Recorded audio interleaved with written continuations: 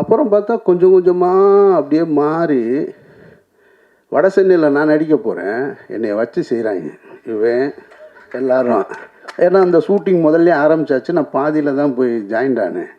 அதுவும் போகும்போது சம்மந்தம் இல்லாமல் ஒரு 70 80ஸ்க்கான காஸ்டியூமு, ஒரு 32 இன்ச்சு பெல்ஸு, ஒரு நீல காலரு, இதெல்லாம் போட்டு அந்த அந்த காஸ்டியூமே நமக்கு ஒரு மாதிரி கூச்சமாக இருக்குது.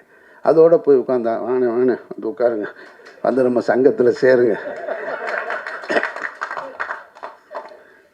பூரா பெரிய பெரிய ஆளாக இருக்காங்க. ஒன்று இந்த பக்கம் கிஷோர், ஒன்று தீனா, அந்த பக்கம் பவன், டேனியல் பாலாஜி, எல்லாம் நடிப்பில் பிச்சு உதற ஆளுங்க.